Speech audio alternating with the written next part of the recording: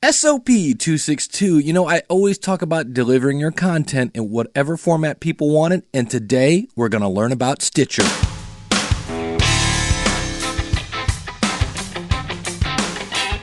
It's the School of Podcasting's morning announcements. Here's Dave Jackson. Podcasting since 2005. I am your personal podcast coach, Dave Jackson, thanking you so very much for taking the time out of your busy schedule to come listen to me talk about podcasting. This is where we talk about all things podcasting, from planning to promoting to producing, all of the above. And I've said in the past, as I said at the beginning of the show, we talk about really getting your content in whatever format to your audience. And today I've got an interview with someone from Stitcher. And with that, I'm just going to cut right to the interview. All right, well, joining me on the phone, she is the Senior Partnership Manager for Stitcher Smart Radio, Rachel Eaton. Thanks for coming on the show. Thanks for having me, Dave. Glad to be here. And, I'll give you the story here. I got interviewed on the Mr. Media podcast, and we were talking about different ways that people are now getting their podcast. And he says, yeah, I'm all about Stitcher. Have you been into Stitcher? And I'm like, I kind of downloaded the app. I haven't really sniffed it a whole lot. And he's like, oh, you got to get into Stitcher. It's really, really cool. So I started, I went to your website. I was reading your blog and saw where it's, going to be going into cars and all sorts of crazy stuff. And I was like, all right, I gotta find somebody from Stitcher to come tell us what Stitcher's about. So why don't we just start with that? What is Stitcher? Stitcher is, first and foremost, a mobile app, a free mobile application for your iPhone, Android phone, Palm, and BlackBerry devices. And it, a lot of people call us the Pandora of talk. And that's good company to be in these days, certainly. And also, it's kind of a simple way to put it. We have algorithms in place that creates recommendations based on what you like to listen to. We create stations around topics, also around sources, and we have over 5,000 talk-based programs available on Stitcher, all on demand. Very cool. See, I didn't know you did. I just looked at it and was like, wow, there's podcasts here. I didn't realize so much was going on behind the scenes. Under the curtains, yeah, for sure. It's a pretty sophisticated algorithm in place, and right now, except on the Android device, it's pretty undercurrent that you're being fed these shows that are like similar shows that you enjoy, others enjoy listening to. But it will be a little more proactive in an upcoming release of the iPhone. It's already, as I mentioned, it's already in place on the Android device, where it says listeners also like. Then you can make your next listening choice based on that.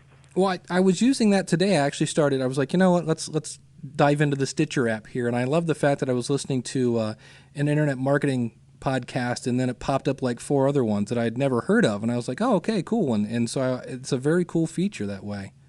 It is, yeah. It's great. The content discovery part is really huge, and it's great for then, partner content providers who are on the platform and listeners alike. Just the content discovery aspect of it. Well, so who should be using this? I know it's kind of a silly question, but who's it kind of geared towards? Geared to everybody on the go and anybody with a smartphone, but also, we are, as you mentioned before, and we can talk more about this, we are in some car dashboards, and also, there is a web interface. It's not really as sophisticated as the mobile applications, so it's really geared for anyone who likes to listen to talk content, radio content, but they're on the go, and they're not always behind the wheel of their car, or they're not always, at their desk at work able to stream. But most of our listening is done by the commuter. Well, so I didn't even know that. So if I want to go to Stitcher.com, I can actually log into my account and still have all my favorites and everything right there on a website as well. So if for whatever reason my phone's dead or whatever, I can use the website. Yep, you will. You can get your account there. You should make the changes on your phone, but you can certainly access everything from the website. Awesome. Now I know it doesn't make the recommendations on the website. So as I mentioned, it's a little less sophisticated, but it's certainly everything is available. Gotcha. Now I know on the website you mentioned about how Stitcher can actually help podcasters monetize their podcast. Can you kind of expand on that a little bit? Yeah, absolutely. So we work with content providers from, large media companies like Fox and CNBC, Wall Street Journal, to every independent podcaster as well who wants to get their content up on Stitcher. There is a place on our website under the content provider form. We've just launched a partner portal, which kind of backed up our onloading new partners, but we're getting all caught up in the next few weeks here. And it's a great service where you can see all of your listening metrics on the Stitcher platform. Manage all your shows from there. But then also, we also offer an affiliate program for all content providers as well. After they've been on the service, they do have to have been on the service for 30 days. And then they are qualified for our affiliate program, which they are able to help us promote Stitcher, and we'll pay per download with providing a promotion code for each show. Very cool. Awesome. Now, yeah, it is cool. Now, do you then, so obviously you have sponsors, and you then insert the advertising. Is that like a pre-roll kind of thing, or how does the advertising come in? The advertising right now is just banners over the content, so it's just display banners. There is no audio. There are no audio ads, and there will never be audio ads that cut into any programming. Ah, that's cool. So they don't really mess with your actual podcast. It's the advertising is on the phone, so that's that little itty-bitty banner at the bottom of the screen. Exactly. It does. Yeah, there's nothing cuts into any existing file. So, right, your show remains completely intact, including any advertisers that you have. Right. So it's not exclusive. So if you want to promote, in my case, I promote my book, I promote my website. You take it as is, and don't mess with it. Exactly. Awesome. Very cool. See, somehow I thought that you guys were going to insert advertising into my file, because I know you do something to make it more stream friendly. I somehow load them on your servers. Can you get a little more elaborate on that? Yeah, that's right. So we do, from your RSS feed, we do pull the most recent files. Our processor goes through, and every 20 minutes it's picking up the files, so things are uploaded very quickly. And we do compress it to a mono file in order for it to stream very effectively and efficiently over the mobile networks, kind of, reducing it in size, but maintaining the quality. It's still, most people don't, notice any sound quality difference at all. And then so it's easily streamed over and, using less bandwidth, using less memory. It's just a better user experience to kind of reduce the file. And so we are doing that, but we do not mess with the file in any other way except for reprocessing it. Where we would potentially add audio would be around, as in pre-roll, which I think you mentioned. Right. And you're saying you're not doing that now, or is that something you might do in the future, or? It is something we might do in the future. When we, once we start rolling out our direct ad sales team, Gotcha. It is something that we would do, but it's, we're still a bit of a ways out from that. So for now, it's just the banner advertisements over just over the display. Gotcha. Well, how long has Stitcher been around? Stitcher has been around for about 3 years. We were actually an app before there was an iTunes App Store, if you can believe it. So kind of a grandfather in the world of apps, but still young and with tons of new things coming out and lots of learning from our podcasters and our listeners, and lots of growth still that we're planning for. Well, I guess the other question I should probably ask, since you guys basically pull my audio every 20 minutes, every podcaster has done this. You upload a show, and you're everything's good to go, and you download it onto your iPod or whatever you're listening to, and there's a big mistake at the 2-minute mark. So you fix it, and then you upload the new one. How does that work with you guys? Do I just send an email and say, hey, can you take this down, or is it somehow going to? Would it repopulate would it know that, hey, I've got a new file here and replace it, or how would that work? If you rename it exactly, it would, as the old one, you would. Otherwise, you could just always ping me and say, hey, take it down, and we delete the old file. If in order for it to upload and replace it, it would have to be named exactly the same with the extension name and everything. Okay. But we can always delete it on our end. But otherwise, you're right. It would just go, replace. It would just bring the old one, the mistake version, down to the second place. Because we do carry five episodes of each show, the most recent, and then the 4 past. Gotcha. That's cool.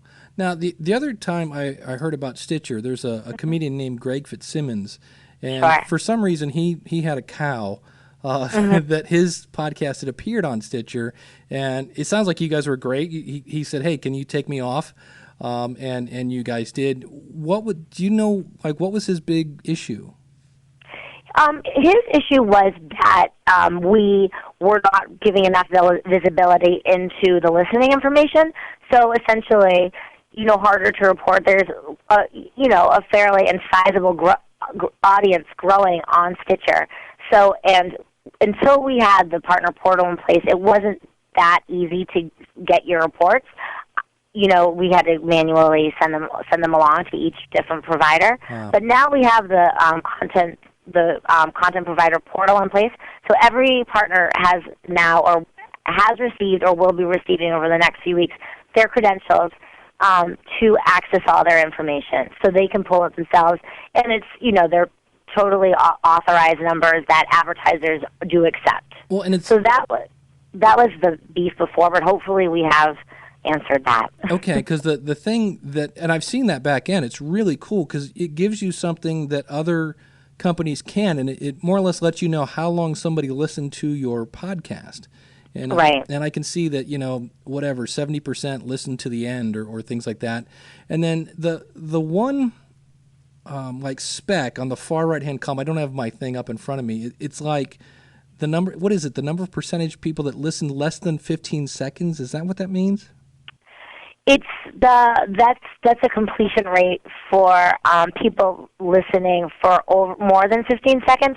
So essentially, it's looking at your real, someone who's really tuned in. Okay. Because since there's a lot of exploration on the Stitcher app, we want to kind of drill down a little deeper to give you more of your pure audience, if that makes some sense, and take away. So you receive both of the numbers. But it kind of eliminates just the casual scroller. Gotcha. Okay. And then are there any kind of criteria so I'm a podcaster, I want to get my podcast on Stitcher. Do I have to meet any kind of criteria? We do just take we take a listen to the shows for audio quality. So, because we are reducing the file a bit, it should be a pretty good quality at the start.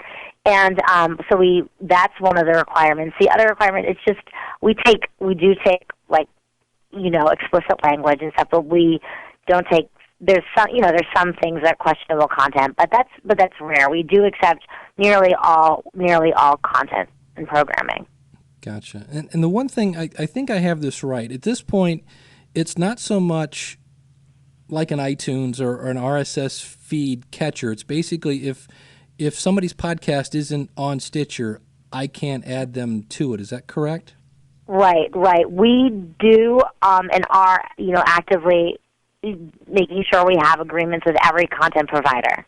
Through that portal that they can sign off. That they have accepted that Stitcher can distribute the content, especially based on the way we do distribute it. So, and then we try to work with the partner to promote the shows, get them more listening on Stitcher, and then, like we talked about with that affiliate program, give them the option to monetize their podcast by helping to promote Stitcher. So it's hopefully like a great two-way street.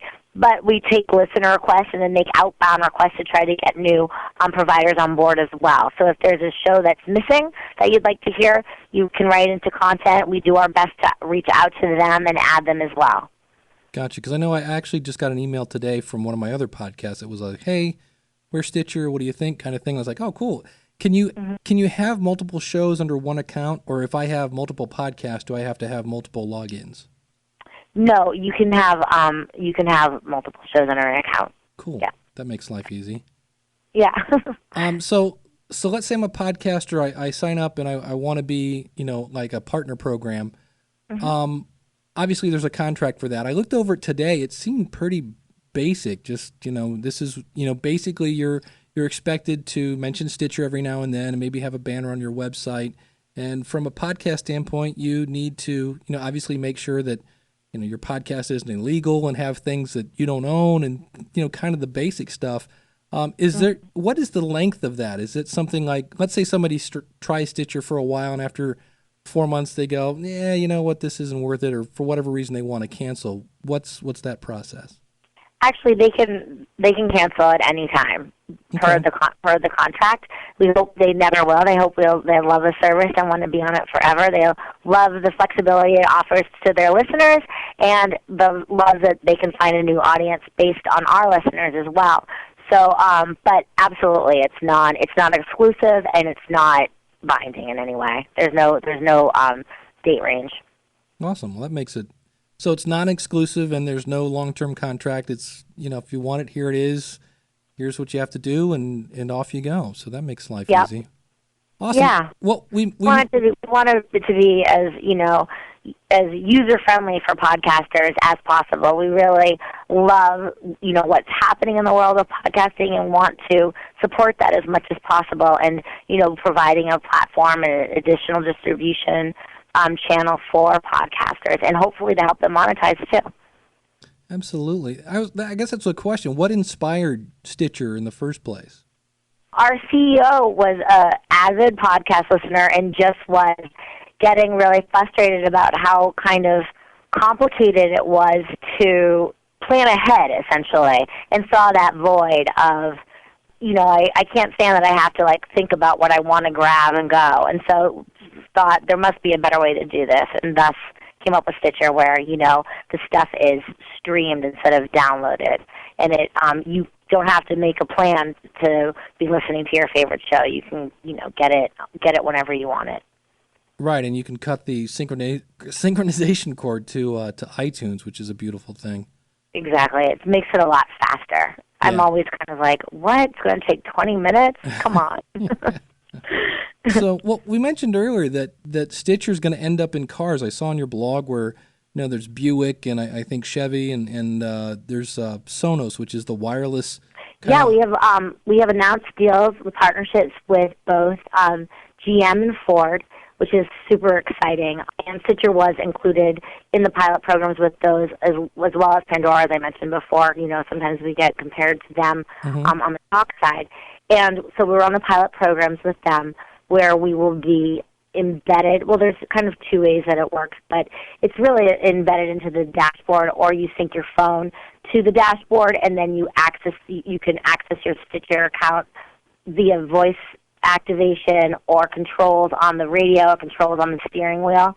So, it's all about safety and understanding that people are using their phones as their, media centers, and Ford and GM and others to follow really want to make sure that it's a safe experience and it's easy for users, drivers. So, have launched with a few apps to do that, and it's really exciting to be in the dashboards of cars because, that's where people are really doing their listening.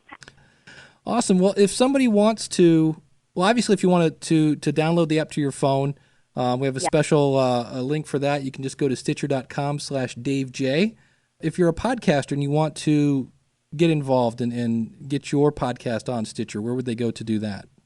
They go right to Stitcher.com, and there's a content provider link, and it's a very simple form, just a couple pieces of information, and then it goes, we process it. Like I mentioned, we just built that partner portal, so we weren't able to get people through, so we do have a bit of a wait list right now, which is probably about 2 weeks, just to manage expectations, to get new partners loaded in. We're finally rocking with it since we've launched the portal, but unfortunately it did create a bit of a backlog. But usually we're right on it. But that's where you go, Stitcher.com, to the content provider page. There's a link right at the bottom, and submit it, and you will hear from us very shortly, and then once you're up and rolling, it's a really quick process. All right. Well, thank you again for taking the time out of your busy schedule to come talk to us, and good luck with everything Stitcher. Thanks so much, Dave. Best of luck to you guys. All right, there you have it. And I have been playing with Stitcher on my phone, and it is actually really cool for discovering other podcasts. Now, if you want to download the app, you can simply go to Stitcher.com/Dave J.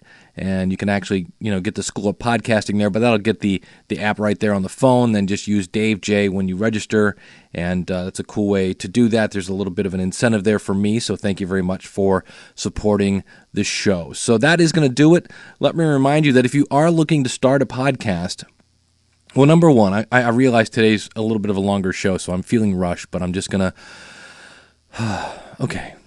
Otherwise, you won't be able to understand what I'm saying. If you're brand new to podcasting, as in brand new, please contact me, Dave at schoolofpodcasting.com, or call it in 888-563-3228. I'm actually thinking of trying something, but I need some people that are brand new.